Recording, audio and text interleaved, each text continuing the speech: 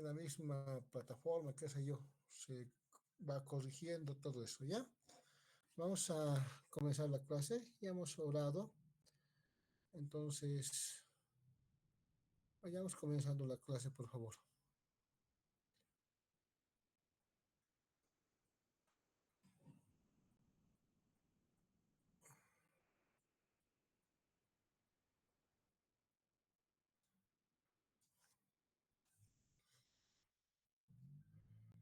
Se ve la diapositiva, ¿verdad, hermanos? Amén, pastor.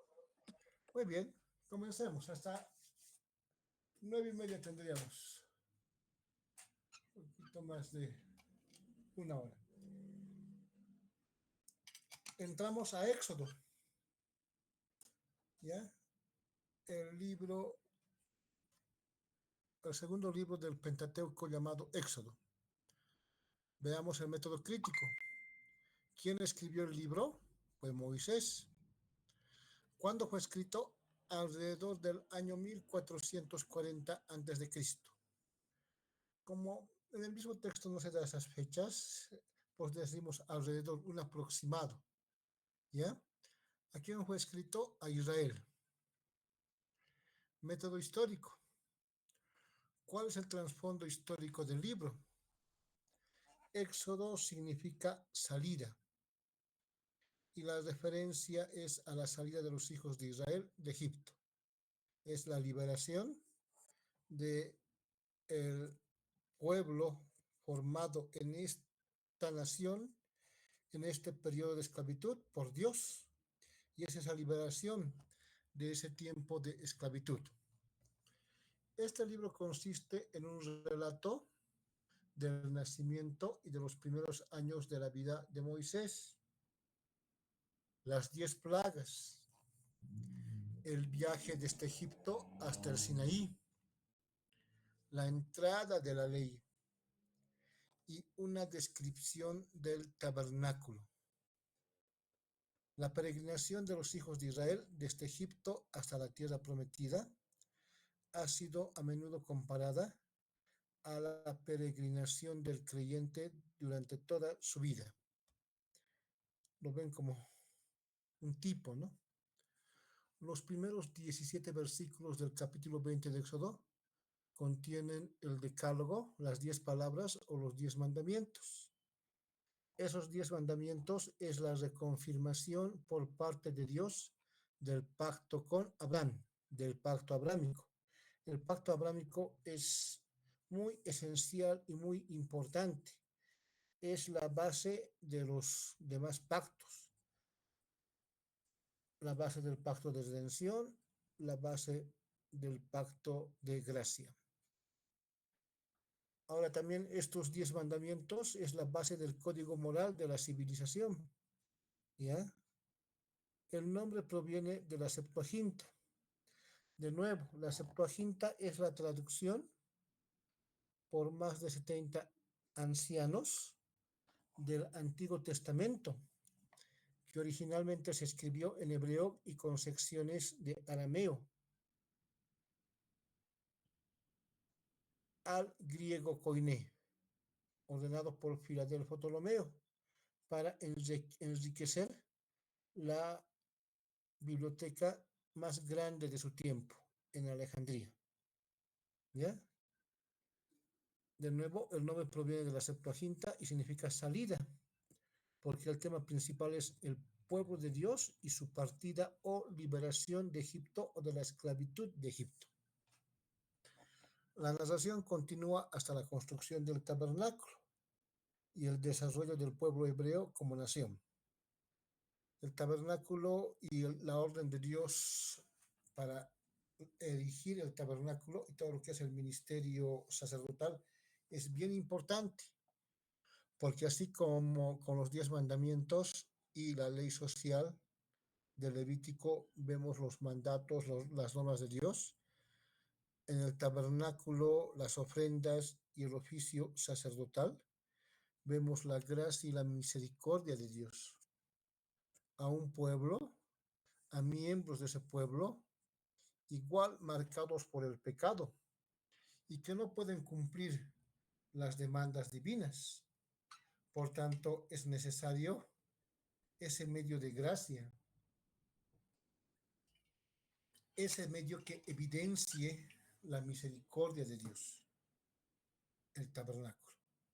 Como un pueblo pecador se allega a un Dios perfectamente santo y justo, cuando el hombre, incluido los descendientes de Sem, incluidos los descendientes de Abraham, han sido afectados de forma plena y total por el pecado.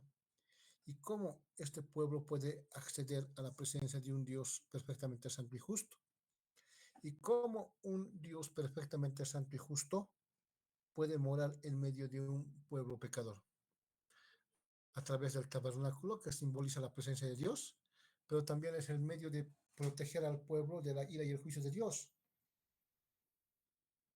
¿Y cómo? Mediante ofrendas, sacrificios sustitutivos de animales inocentes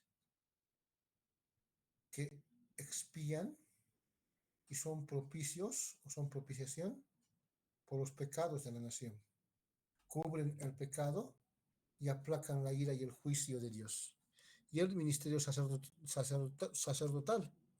Y todo este elemento apunta a la justicia pasiva de Cristo, a su obediencia hasta la muerte y muerte de cruz, a su obra en soteriológica o salvífica, que culmina con su muerte en la cruz, llevando los pecados, muriendo de forma sustitutiva en favor nuestros, resucitando y dándonos esa esperanza y dándonos esa vida eterna, porque Él aplaca definitivamente la ira y el juicio de Dios, porque lo llevó sobre sí y no cubre, quita nuestro pecado pasado y presente y futuro, y nos de nuevo posiciona en correcta relación y comunión con el Padre. La vida de Moisés, las 10 plagas de Egipto, la peregrinación por el desierto desde Egipto al Sinaí. Después de la salida tenemos la peregrinación por el desierto desde Egipto hasta el Sinaí para poder encontrarse con Dios y recibir la ley, que es la ratificación del pacto abrámico con su pueblo. Éxodo abunda en milagros y se destaca por incluir los 10 mandamientos que constituyen el fundamento del código moral de la civilización. Éxodo, lección número 1. Ahora entramos a su texto. No se olviden su texto, tienen que ir llenándolo. La última clase me tienen que presentar y yo voy a ir revisando su texto. ¿Ya? Dios levanta un caudillo. Capítulo 1 al 4. Servidumbre en Egipto. Capítulo 1. En el capítulo 1 vemos en el versículo 8 de Éxodo un elemento bien trascendental, bien esencial para nuestra comprensión de este libro de Éxodo. 1:8. Entonces, entre tanto, se levantó sobre Egipto un nuevo rey que no conocía a José y dijo a su pueblo: He aquí el pueblo de los hijos de Israel es mayor y más fuerte que nosotros. Ahora pues seamos sabios para con él, para que no se multiplique y acontezca que viniendo guerra, él también se una a nuestros enemigos y pelee contra nosotros y se vaya de la tierra. El elemento bien importante, contexto anterior, ya lo vimos al finalizar Génesis. En Génesis 38, 39, 40 vemos ese aspecto, ¿no? José es el segundo en el reino de Egipto después del faraón. En cierta forma, él está administrando el reino del faraón y por José el faraón invita a que Israel y sus hijos y su familia puedan entrar a Egipto y habitar en Gosén, una tierra de pastoreo, donde ellos iban a realizar su labor e iban a vivir.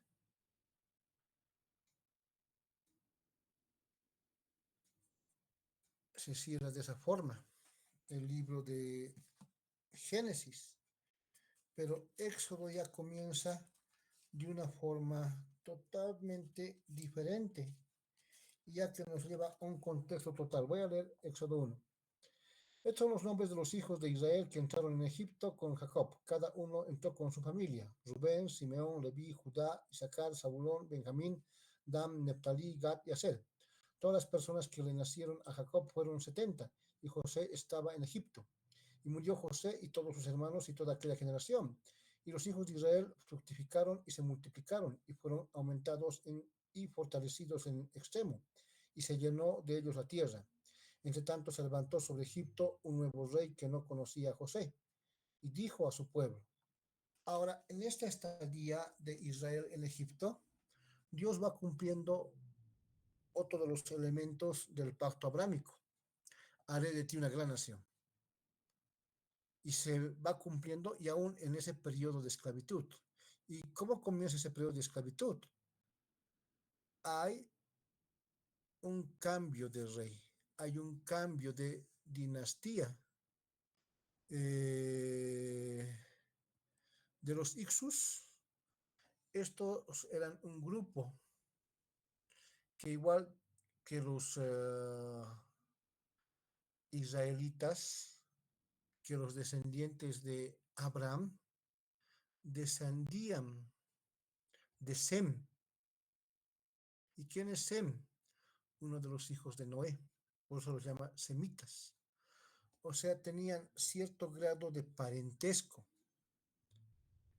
Estos Ixus ingresaron a Egipto, sojuzgaron, y esta dinastía reinó sobre Egipto. Es por eso que no es nada extraño que el faraón de ascendencia Ixu no tenga ninguna dificultad para poder aceptar a José como un segundo en la corte o en el reinado, para poder ser el segundo que gobernase a Egipto. Ahora, según la historia secular, los de la casa de Tebas se levantaron, egipcios, contra esta dinastía, y hubo una guerra y los derrotaron. Y es por eso que hay un cambio de dinastía. Los Ixus ya son derrotados y son sacados, son vencidos, y asume el control del reino un nuevo faraón, y este sí es egipcio. No conoce a José, está totalmente desligado de la anterior dinastía, porque para ellos son extranjeros, son conquistadores, son intrusos. Entonces ve la presencia de los israelitas como una amenaza, y mucho más la multiplicación, o sea, la bendición que Dios hace al ir multiplicándolos, y cómo van multiplicándose y convirtiéndose en un pueblo y una nación fuerte. Entonces trata de parar esa multiplicación, ordenando que las parteras quiten la vida a todo hijo de los israelitas que nazcan varones, cosa que desoyen estas parteras porque tenían temor de Dios.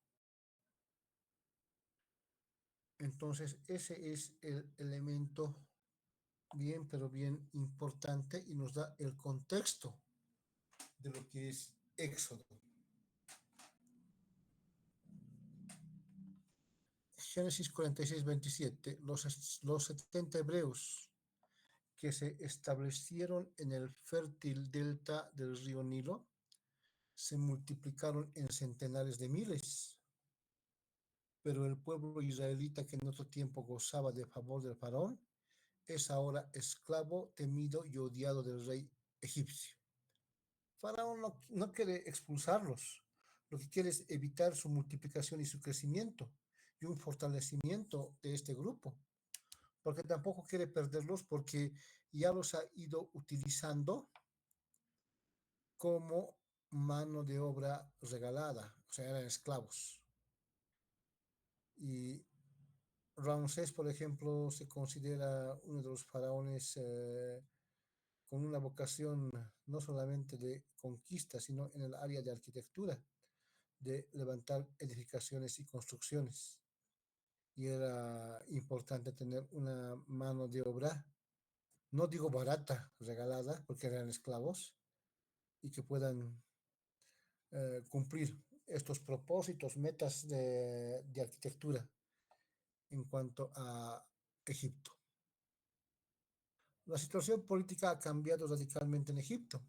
Los Hicsos, pueblo que había ocupado el país durante casi 2 siglos, han sido expulsados y el Alto Egipto y Bajo Egipto volvieron a unificarse. Una nueva familia de faraones, una nueva dinastía, se sienta en el trono egipcio. Y los servicios que José había prestado a Egipto constituían solo un modesto recuerdo del régimen odiado que había desaparecido, es decir, los Hicsos. No hay gratitud hacia los hebreos en los corazones egipcios. Ven con alarma el asombroso y sobrenatural crecimiento de la población israelita. Ellos consideran a los Hicsos como enemigos, los conquistaron y aún gobernó uno de esa dinastía. Por tanto, como eran de la misma familia semita que los israelitas, temen una futura asociación a medida que va creciendo y fortaleciéndose Israel en Egipto, y que quieran liberarse los israelitas y quieran unirse a los enemigos, que son los Ixos, y hagan una guerra y destruyan a los egipcios. Es el temor de este nuevo faraón y que comparte con su pueblo y su pueblo comparte este temor. ¿Cuáles fueron las razones por el temor de Faraón, por la presencia de los hebreos en su territorio? Éxodo 1, 9 al 10. He aquí el pueblo de los hijos de Israel es mayor y más fuerte que nosotros. Ahora pues seamos sabios para con él, para que no se multiplique y acontezca que viniendo guerra, él también se una a nuestros enemigos y pelee contra nosotros y se vaya de la tierra. ¿Y quiénes son los enemigos? Los hijos. ¿Se dan cuenta? Hay aspectos que te dice la escritura y hay aspectos que no. Es bien importante tener un contexto histórico, un contexto global y pleno de cada libro, para que entendamos en qué situación se escribió y qué es lo que estaba ocurriendo en ese momento, para que podamos entender e interpretar de forma correcta cada pasaje de la escritura. 1. Creían que Gosén, región donde estaban los hebreos, se convertiría en una vía de entrada para conquistadores extranjeros. En esencia, que también volverían los hicsos y los volverían a conquistar unidos con sus primos lejanos o cercanos, como los israelitas, ¿no? De la misma simiente, por así decirlo, de Sem. Creían que los hebreos se hallarían con los invasores para derrotar a los egipcios. También era una posibilidad, hablando en el aspecto secular, humano, natural, ¿no? Por otro lado, Faraón no quiso que los hebreos dejen Egipto. Con dureza los obligó a servir como esclavos y así los disminuyó en número y a lo vez se aprovechó de ellos para realizar la construcción de obras públicas. Faraón organizó a los hebreos en cuadrillas, bajo capataces, para fabricar ladrillos, construir edificios, canales y preparar hoyos para la irrigación. O sea, fueron bastante útiles para el desarrollo urbanístico, por así decirlo, de Egipto, ¿no? Razón de la esclavitud de Israel en Egipto. ¿Por qué permitió Jehová que su pueblo fuera esclavizado tan cruelmente? Uno, y no se olviden, todo lo que está en las diapositivas es de su texto. Algunas cosas yo los voy complementando, les paso diapositivas, pero hay algunas cosas que yo voy complementando que no están en diapositivas y no están en el texto. Eso tienen que apuntar, por favor. Dijimos que Dios cumplió esa promesa y ese elemento de hacer una gran nación de, de los descendientes de Abraham, de Israel, y lo hizo en Egipto.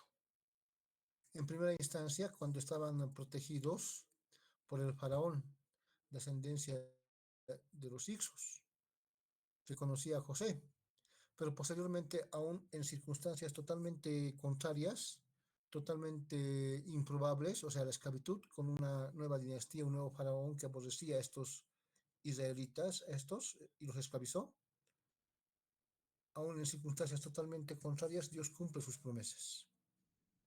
¿Qué mejor? Era una nación que estaba emergiendo, estaba naciendo como nación de 70 personas que ingresaron a Gosén, Egipto. Dios más o menos salieron de 2 a 3 millones de personas. No tenían ningún tipo de experiencia, no tenían ejército, no estaban adiestrados, serían fácilmente eliminados, derrotados o asimilados. Mientras que en Egipto, aún en ese contexto de esclavitud, de falta de libertad y aún de querer detener la multiplicación mediante la matanza de los niños, estaban siendo protegidos por Dios utilizando a los egipcios. Aunque no sea de lo mejor, tenían un lugar, tenían protección, tenían alimento, sustento, etc., ¿no? Dios es el que se encarga y aún en las moradas de los enemigos, Dios puede proteger a su pueblo. Quería que naciera en ellos el deseo de salir de Egipto. Probablemente los israelitas estaban tan contentos en Gosén que se habían olvidado del pacto abrámico por el cual Dios les había prometido la tierra de Canaán. Ahora, esa satisfacción, esa alegría pudo ser en la primera etapa, cuando el faraón y la dinastía de los Hicsus gobernaba y era un reinado favorable a los israelitas. Pero en la segunda etapa ya no, más bien el faraón los oprimía, ¿no?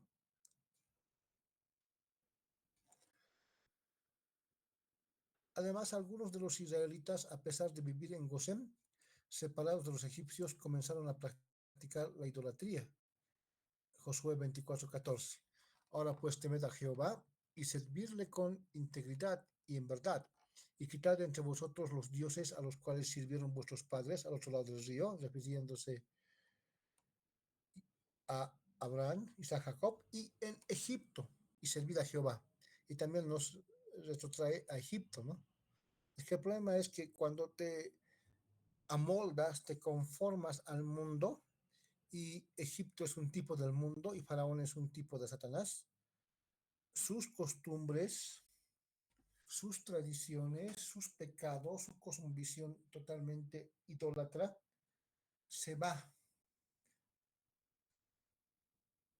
adentrar en el corazón de los hijos del pueblo de Dios y se van a conformar a esa cosmovisión pagana, mundana y totalmente contraria a Dios. Ezequiel 27. Entonces les dije, cada uno eche de sí las abominaciones delante de sus ojos y no os contaminéis con los ídolos de Egipto. Yo soy Jehová, vuestro Dios. Esa estancia en Egipto también trajo consecuencias bastante notorias, ¿no? Y malas.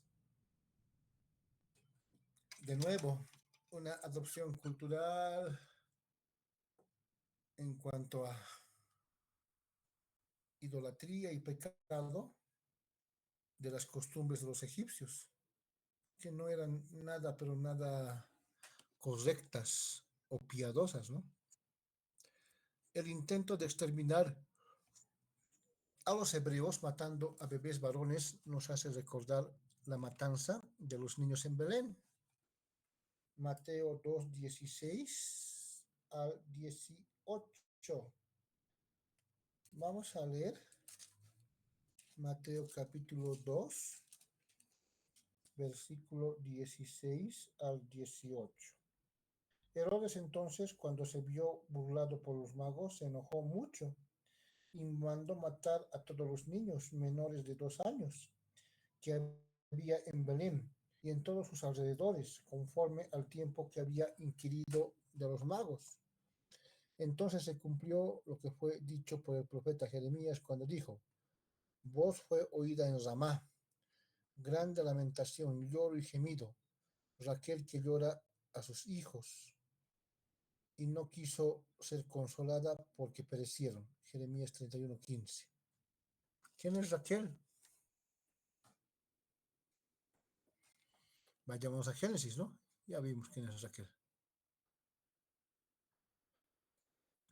Siempre hay una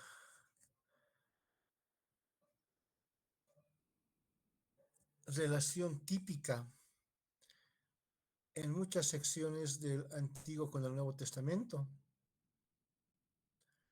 Así como Israel estuvo en la esclavitud de Egipto y se fue liberado por Moisés de esa esclavitud política, el hombre natural está en el mundo, está esclavizado por el pecado y mediante el nuevo nacimiento fundamentado en la persona y obra de Cristo, el verdadero Moisés, el verdadero Mesías, somos liberados espiritualmente, ¿no?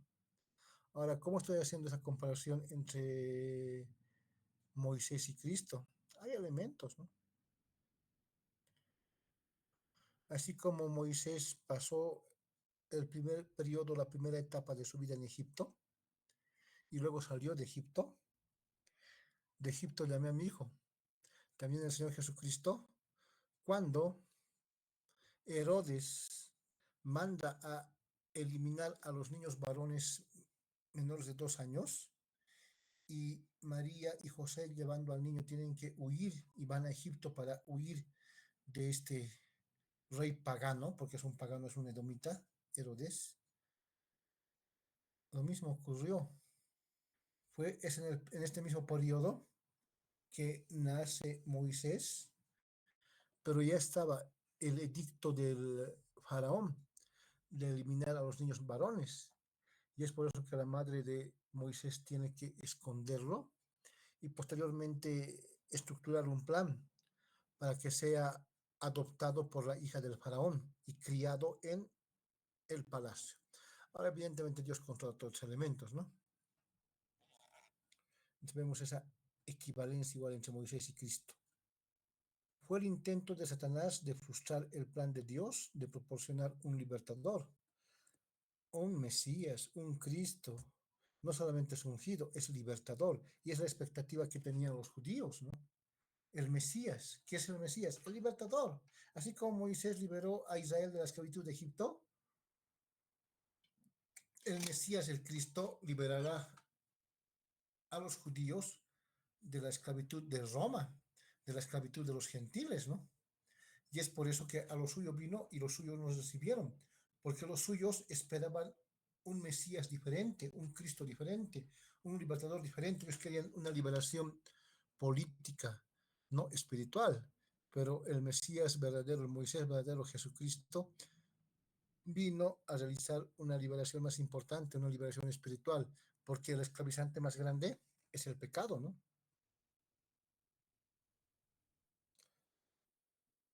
Fue el intento de Satanás de frustrar el plan de Dios de proporcionar un libertador.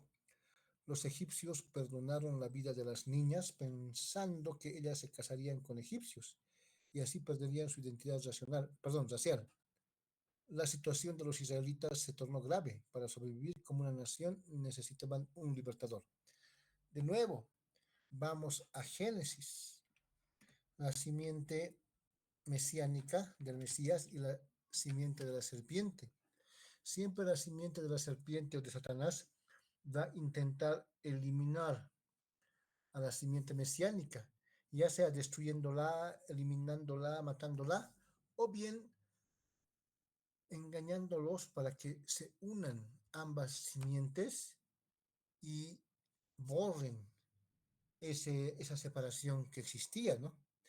Y es lo que estaba buscando el faraón al solo matar varones, que estos egipcios se unan a las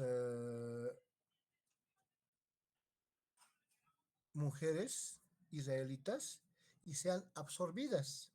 Y de esta forma puedan borrar esa línea mesiánica, ¿ya?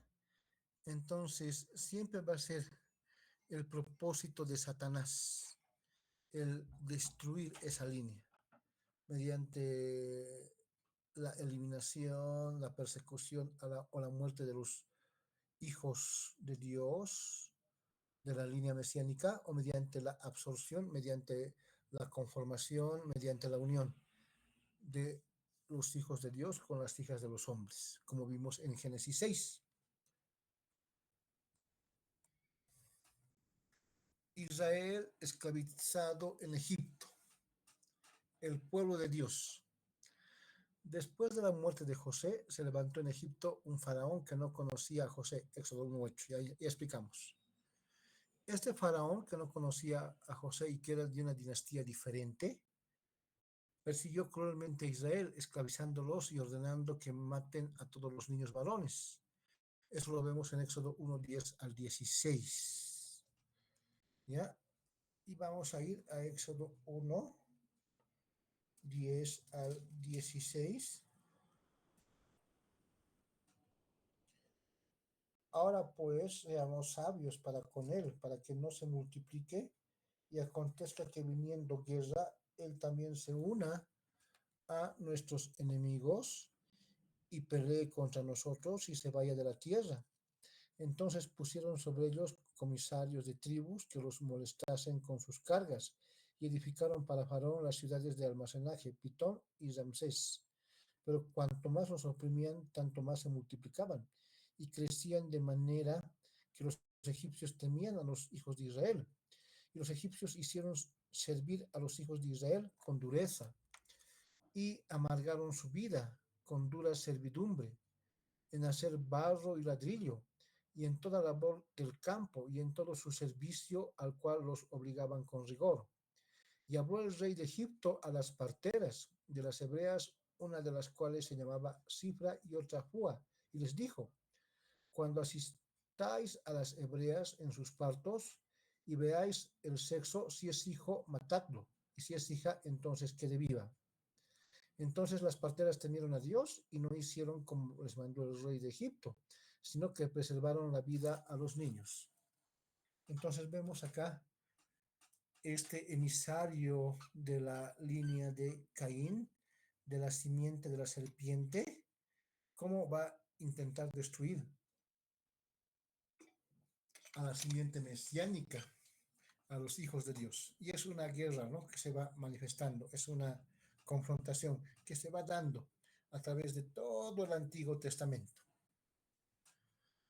La gracia de Dios.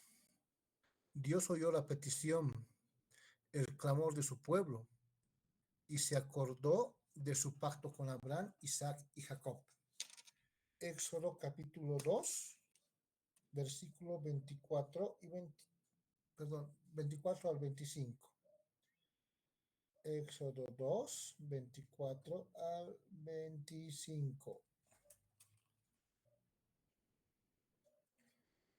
Y oyó Dios el gemido de ellos, y se acordó de su pacto con Abraham, Isaac y Jacob.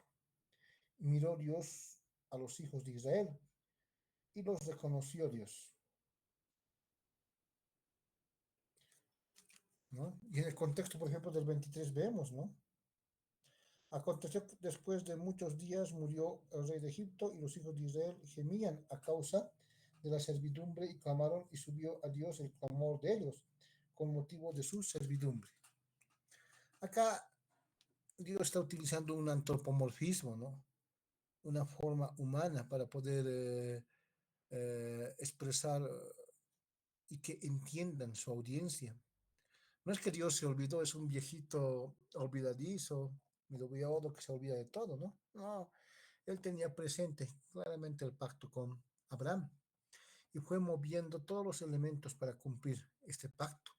Y estaba en su propósito igual, este tiempo de esclavitud de Israel en Egipto, ¿no? Entonces, Dios es fiel y es fiel consigo mismo, ¿no? Y deja de lado aún la infidelidad de su pueblo para cumplir su pacto, y es el pacto con Abraham, Isaac y Jacob, el pacto abrámico. El temor de las parteras. Faraón ordenó a Cifra y Fua, parteras, que maten cuando atiendan a las mujeres hebreas. Si el bebé es varón, ya lo leímos, Éxodo 1:15 al 16. Estas mujeres temían a Dios y no obedecieron a Faraón, Éxodo 1:17. Dios hizo bien a las parteras, ellas y sus familias prosperaron, Éxodo 1:19 al 21. Ahora entremos al capítulo 2 del texto. Hasta este capítulo ya tienen que ir llenando el texto, ¿ya? Hasta este punto tienen que ir llenando el texto.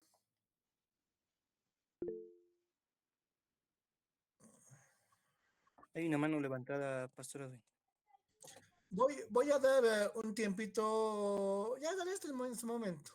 Veamos, ya. Pensaba dar más después, pero está bien. A ver, ¿qué pregunta hay, hermanos? Pastor, quería preguntarte, pastor, sobre el pueblo de Egipto, pastor, el pueblo de Israel que estaba en Egipto, pastor. ¿Qué ciudades construyó el pueblo de Israel, pastor, en el Egipto, pastor? Ya vimos en la clase, ¿no? ¿Qué ciudades, qué construcciones realizó? Ramsés y Som fueron las ciudades que construyeron, ¿ya? Eh, Muchos piensan que el faraón y la dinastía que reemplazó a este grupo fue Ramsés. Y Ramsés, como dije, es considerado como uno de los grandes arquitectos de este imperio. Y utilizó de una forma bastante importante a estos esclavos para poder fortalecer esta nación, este imperio, porque Egipto es el primer imperio que se va manifestando y se va levantando. Y no se olviden, como hubo un cambio de dinastía, había necesidad de fortalecer este tiempo.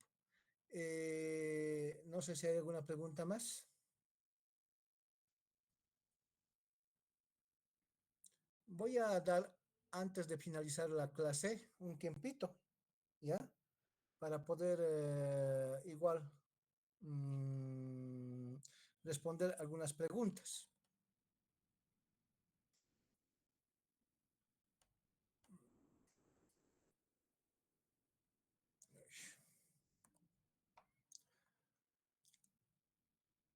La preparación de Moisés, capítulo 2. Los padres de Moisés, Éxodo 6:20. Y Amram tomó por mujer a Jocabet, su tía, la cual dio a luz a Aarón y a Moisés. Y los años de la vida de Amram, unos 137 años. Voy a dar un tiempo de preguntas después de la clase, antes de finalizar la clase, por favor.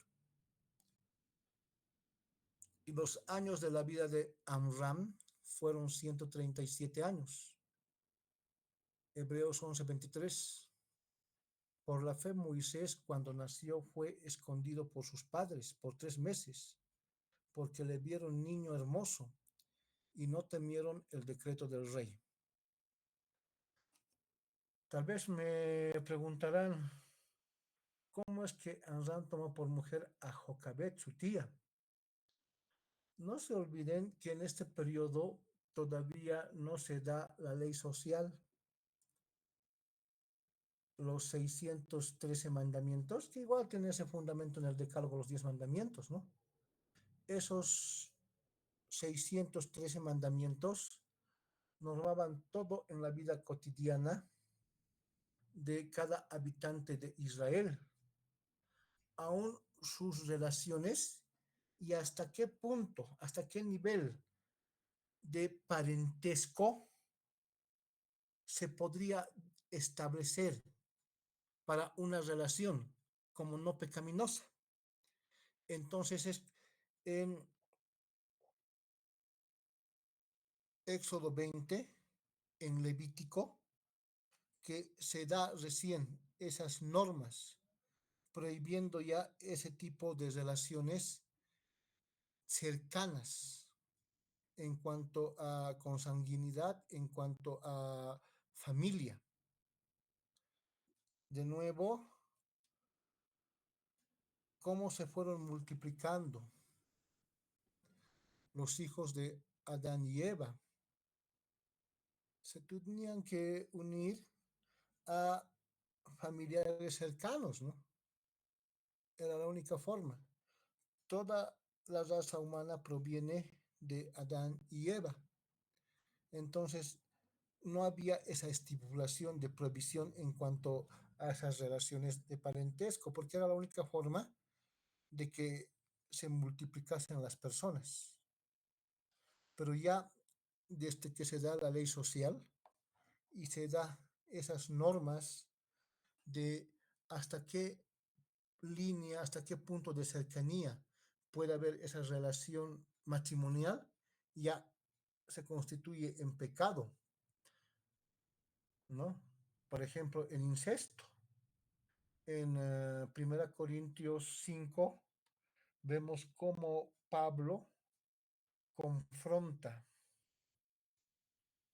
a la iglesia de Corinto, a los pastores o al pastor, porque realmente parecería que no existiese ese líder en Corinto por todos los desórdenes que tiene la iglesia, porque hay un hermano que está en incesto, está durmiendo con su madrastra y no hay una confrontación, no hay una disciplina, no hay una llamada de atención, no hay, son solamente una manifestación de orgullo, estableciendo que ellos tenían mucho amor, por eso no decían nada, ¿no? En sí, posteriormente a esta ley social sí se considera como pecaminosa, ¿no? ¿Cómo fueron los padres de Moisés? Moisés fue criado en un hogar piadoso, por lo menos durante los primeros 5 o 7 años de su vida, y así aprendió a tener no solamente fe en Dios, sino también simpatía y amor a su pueblo oprimido. El teólogo Henry Halley comenta acerca de Jocabet, la madre de Moisés, lo siguiente: ¿qué madre? Le infundió de tal manera en su niñez las tradiciones de su pueblo, que todos los atractivos del palacio pagano jamás pudieron borrar aquellas primeras impresiones. Ahora me dirán, ¿no es que la hija de Faraón lo encontró como bebé a Moisés en una arquilla? En el rato también nos dice que ella misma contrató, porque esta mujer en cierta forma planificó todo eso, ¿no? Bajo la soberana dirección también de Dios, a que ella se encargase del cuidado del niño, ¿ya? Entonces, es en ese contexto que vemos que Moisés no está totalmente supeditado a la corte en Egipto, sino tendría una cosmovisión totalmente egipcia. Estaría lleno de toda la mundanalidad y de toda la cosmovisión pagana de Egipto. Su madre, como una niñera contratada por la hija del faraón, no solo lo cuidó, sino fue instruyéndolo en ese conocimiento de Dios, relatando cómo Dios se había ido manifestando a Abraham, Isaac, Jacob. Ahora, ¿cómo fue eso?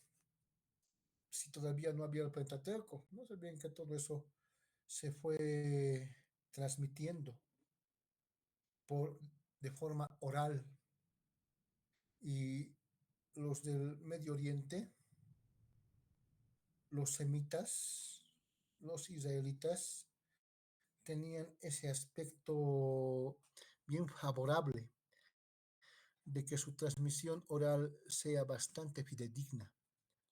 Ya no había ese cambio de esencia en cuanto a tema cuando iba pasando.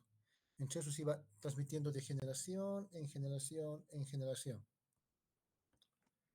Moisés fue criado en un hogar piadoso por lo menos durante los primeros 5 o 7 años de su vida, y así aprendió a tener no solamente fe en Dios, sino también simpatía y amor a su pueblo oprimido. Ya vimos todo eso. La educación de Moisés en Egipto. Hechos 7:22. Y fue enseñado Moisés en toda la sabiduría de los egipcios, y era poderoso en sus palabras y obras. Para poder preservar la vida de Moisés, su madre, ya les dije, ¿no?, hace que lo encuentre la hija del faraón, y esta mujer lo adopta como su hijo. En esencia, tendría que ser el próximo faraón que ocupase el lugar de su abuelo, entre comillas, ¿no? Es por eso que él es educado en el palacio, es instruido en todas las ciencias, en todas las artes de Egipto. Fue educado en el palacio de Egipto. Allí recibió la mejor educación que ofrecía el imperio más grande y culto de aquel entonces. La estadía en palacio no solamente contribuía a hacerle poderoso en sus palabras y hechos, Hechos 7:22, sino también lo rescató del espíritu cobarde y servil de un esclavo. La hija de Faraón fue posiblemente Hatshepsut, que según la tradición judía era casada pero no tenía hijos y deseaba ardientemente tener uno. Entonces es por eso que adopta a Moisés como un hijo adoptivo y que tendría los mismos privilegios que un hijo propio, ¿no? Ahí vemos, por ejemplo, cómo la vida de Moisés se divide en 2 etapas a 3 etapas importantes. La primera etapa, hasta los 40 años, donde vive en Egipto y es formado en las ciencias y artes de Egipto, aunque no se olvida de esa base, de ese fundamento que su verdadera madre, cuando realizaba el trabajo de niñera, legó de ese conocimiento de Dios, del único y verdadero Dios. Al contar 40 años, Moisés se identificó con el pueblo israelita y trató de liberarlo por sus propias fuerzas. Pero ni Moisés estaba preparado para liberarlo, ni el pueblo para ser liberado. La experiencia como pastor de ovejas de Moisés en el desierto. Ahí tenemos el otro periodo de Moisés, otro periodo de 40 años, donde Moisés intenta liberar a su pueblo cuando ve que un soldado, que un egipcio, estaba maltratando a un israelita. Al defender a este compatriota suyo, mata al egipcio y huye por temor a la ira del faraón, huye al desierto.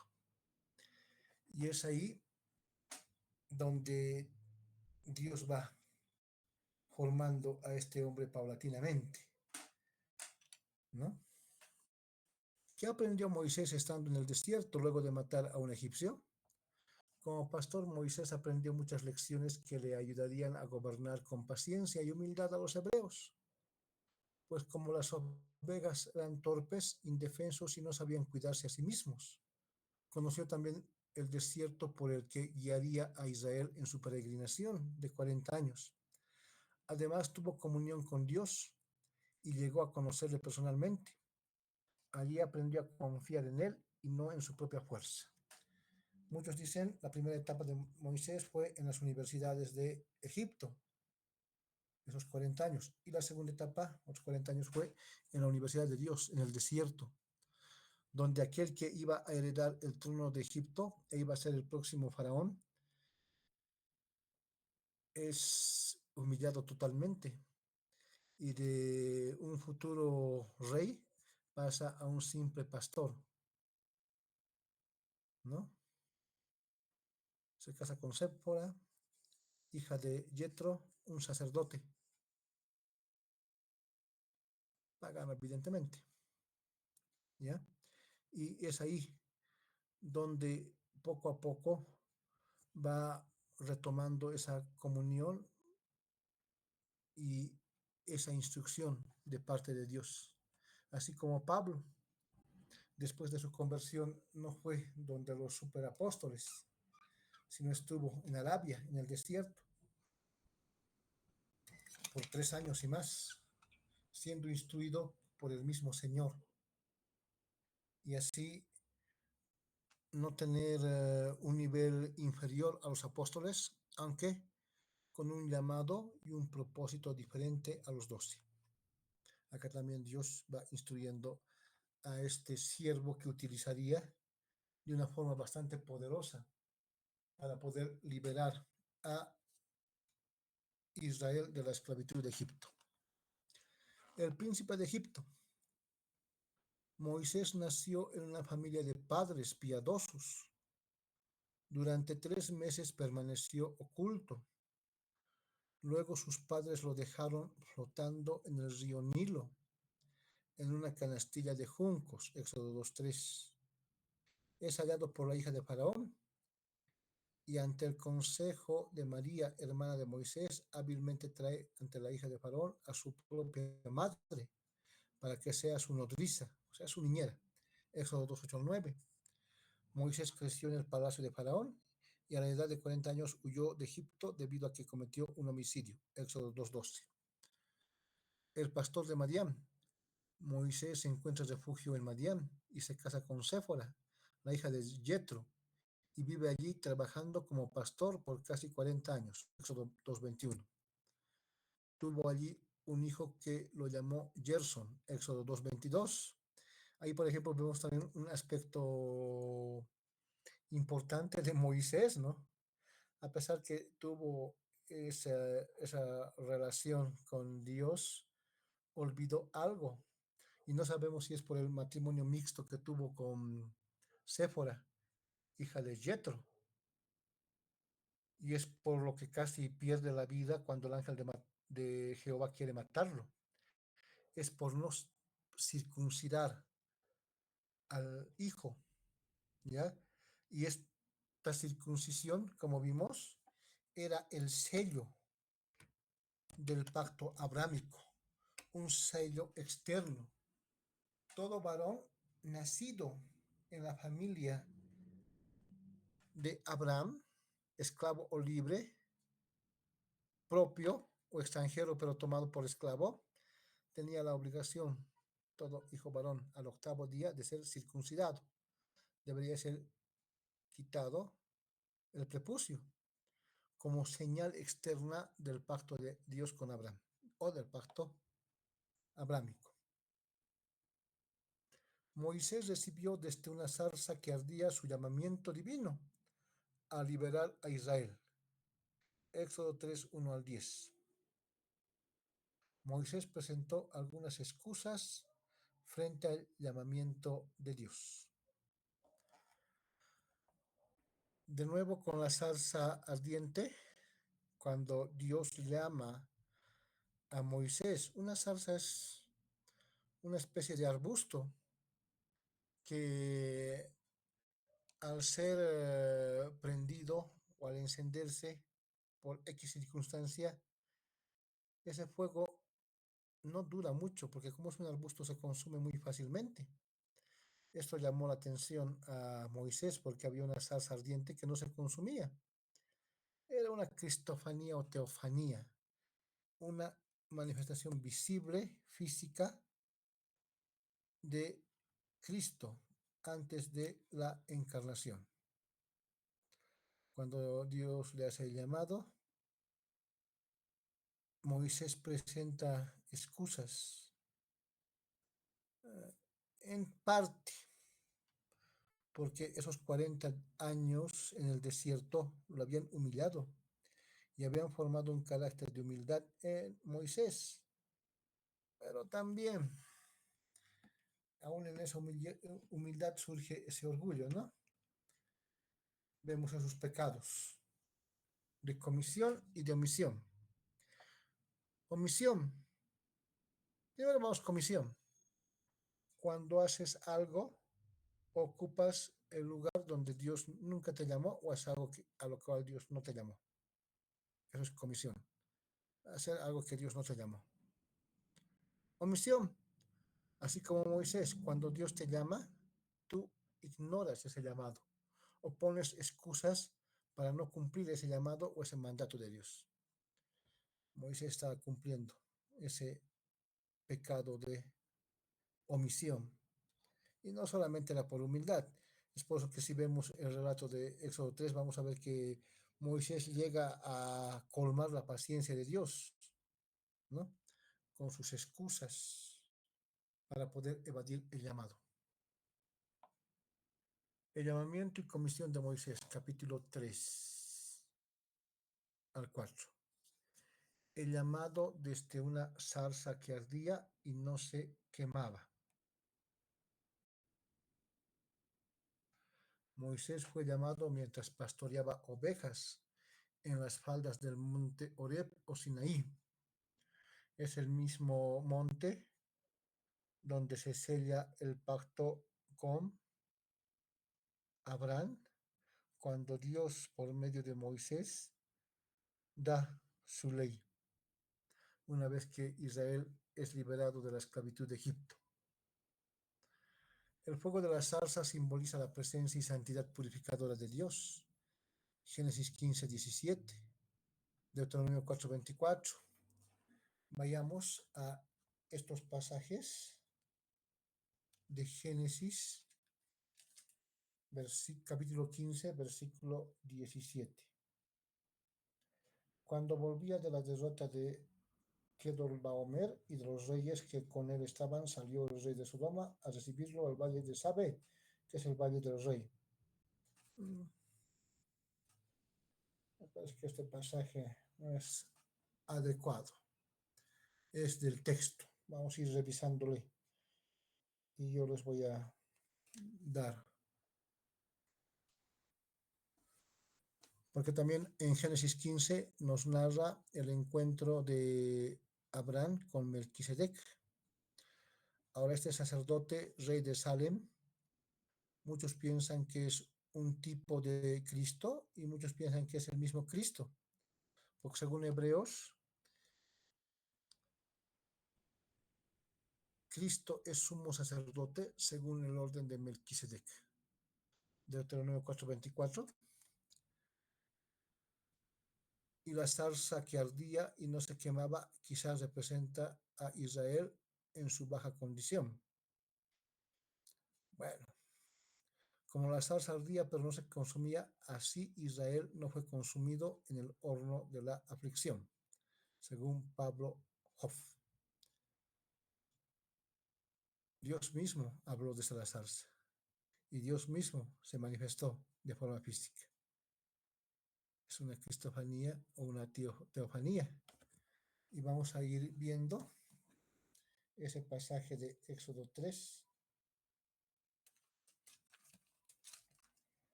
Versículo 1. Apacentando Moisés las ovejas de Jetro su suegro, sacerdote de Madián, llevó las ovejas a través del desierto y llegó hasta Oreb, monte de Dios, y se le apareció el ángel de Jehová en una llama de fuego. Cristofanía o teofanía, en medio de una zarza, y él miró y vio que la zarza ardía en fuego, y la zarza no se consumía. Entonces Moisés dijo, iré yo ahora y veré esta grande visión. ¿Por qué causa la zarza no se quema? Viendo Jehová que él iba a ver, lo llamó a Dios de en medio de la zarza y dijo, Moisés, Moisés, y él respondió, heme aquí. Y dijo, no te acerques, quita tu calzado de tus pies, porque el lugar en que tú estás, tierra santa es. Y dijo, yo soy el Dios de tu padre, Dios de Abraham, Dios de Isaac y Dios de Jacob. Entonces Moisés cubrió su rostro porque tuvo miedo de mirar a Dios. Dijo luego Jehová, bien he visto la aflicción de mi pueblo que está en Egipto, y he oído su clamor a causa de sus exactores, pues he conocido sus angustias, y he descendido para librarlos de mano de los egipcios, y sacarlos de aquella tierra a una tierra buena y ancha, a tierra que fluye leche y miel, a los lugares del cananeo, del eteo, del amorreo, del fereceo, del heveo y del jebuseo. De nuevo está retomando lo que es el pacto con Abraham. No solamente el de hacer una gran nación, sino el de darles una tierra, la tierra prometida. Versículo 9. El clamor pues de los hijos de Israel ha venido delante de mí, y también he visto la opresión con que los egipcios los oprimen. Ven por tanto ahora y te enviaré a Faraón, para que saques de Egipto a mi pueblo, los hijos de Israel. Entonces Moisés respondió a Dios, ¿quién soy yo para que vaya a Faraón y saque de Egipto a los hijos de Israel? Y él respondió, ve, porque yo estaré contigo y esto te será por señal de que yo te he enviado. Cuando hayas sacado de Egipto al pueblo, serviréis a Dios sobre este monte.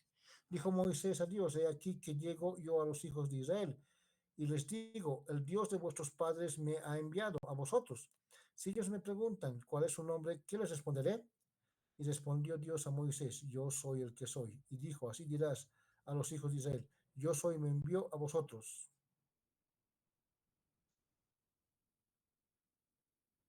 Además dijo Dios a Moisés, así dirás a los hijos de Israel, Jehová, el Dios de vuestros padres, el Dios de Abraham, Dios de Isaac y Dios de Jacob, me ha enviado a vosotros.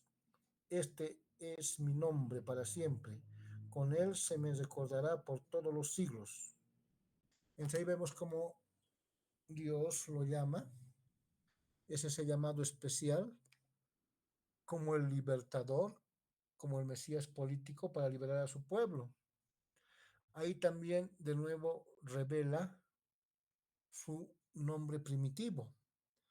En teología propia vemos que Dios no solamente se revela a través de sus atributos, descripciones de su carácter, con atributos comunicables e incomunicables, también se revela a través de sus nombres, que complementan estas descripciones de los atributos.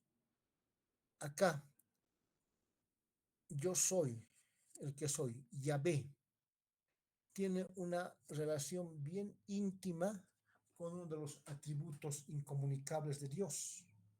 Y este atributo incomunicable se llama la aceidad de Dios. ¿Y qué es la aceidad de Dios? Dios es el que existe, subsiste por sí mismo, el autoengendrado, el autogenerado. No tiene padre, no tiene madre, no tiene creador. Él es eterno, no está limitado por el tiempo, de eternidad a eternidad. Nunca ha habido un punto en que no haya habido Dios. Siempre ha estado Dios. Por ser el que siempre está ahí, el dador de vida, la causa eficiente de toda creación angélica, humana, orgánica, inorgánica. Él es el dueño de todo. Y por ser el que es el autoengendrado, el autogenerado, él es el que tiene plena libertad e independencia. Ninguna criatura la tiene, plena y total, solo Dios. No depende de nadie. No tiene un creador, no tiene padre, no tiene madre. Por tanto, se manifiesta con ese nombre, Yahvé, que ya se había ido manifestando en Génesis 2 con Adán, cuando se centra la creación de Dios en la creación del hombre a la imagen y semejanza de Dios. Y de nuevo, ¿cuál es el propósito ¿Por qué Dios llama a Moisés? Versículo 10 lo dice. Ven por tanto ahora y te enviaré a Faraón para que saques de Egipto a mi pueblo, los hijos de Israel, para que saques, para libertarlos de la esclavitud. O sea, es un libertador. Para ser ese Mesías político, ese libertador político. Siempre Dios se revela mediante su nombre primitivo que es Yahvé, manifestando su obra creadora, su obra salvífica, su obra soteriológica, ¿ya? Yahvé siempre está asociado a la salvación, así como en Génesis 1 Elohim está asociado a la creación, el Dios todopoderoso que crea todo de la nada. Yahvé siempre se asocia con la salvación y la salvación se asocia siempre con el hombre, porque Dios de forma soberana determina salvar al hombre. ¿Ya? Hasta ahí quedaríamos. ¿Hay alguna pregunta, mis hermanos? ¿Hasta ahí?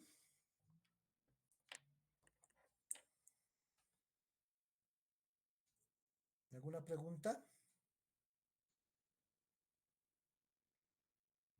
El sábado no tenemos clases. Tienen la otra materia. Les voy a pedir que vayan llenando sus textos hasta donde hemos avanzado hoy día. Lección 2 del Éxodo. ¿Ya?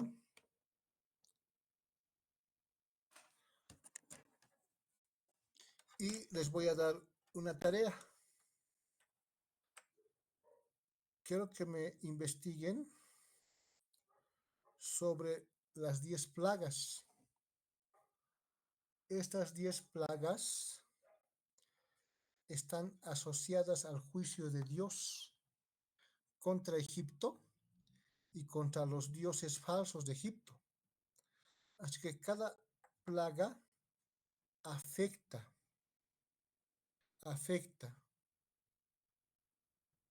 a un dios egipcio y manifiesta lo vano de estas supuestas deidades falsas.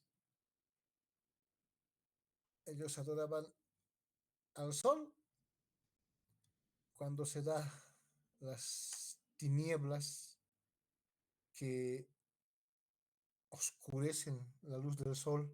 ¿Dónde está su Dios? ¿Se dan cuenta? Acá en nuestra cosmovisión, por ejemplo, se adora la tierra, la Pachamama, pero cuando hay sequía y la tierra es infértil y es estéril, ¿dónde está esa madre tierra? Esa madre tierra va a ser benévola, va a dar fruto, cosechas de forma independiente, no. Solo es por la bendición de Dios. Y Dios que hace caer sus lluvias sobre buenos y malos y hace que las cosechas sean benditas y se multipliquen por su obra. Entonces quiero que me hagan ese trabajito para la siguiente clase, o sea, el siguiente jueves me van a entregar sobre las 10 plagas. ¿A qué dios egipcio está juzgando a Dios mediante esas plagas y está evidenciando su vanidad, está evidenciando su inutilidad, porque eso es real, ¿no? Vamos a orar, por favor. Señor Dios nuestro, Padre bendito, gracias mi Señor y mi Dios por este tiempo que nos das, que tu palabra haya sido entendida. Guíanos a tu verdad. Tu palabra es verdad. Gracias por tu fidelidad. En el santo y precioso nombre de tu amado Señor Jesucristo. Amén y amén.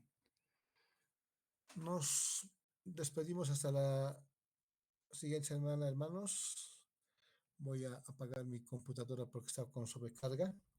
Que el Señor os bendiga. Bendiciones. Hasta la próxima semana.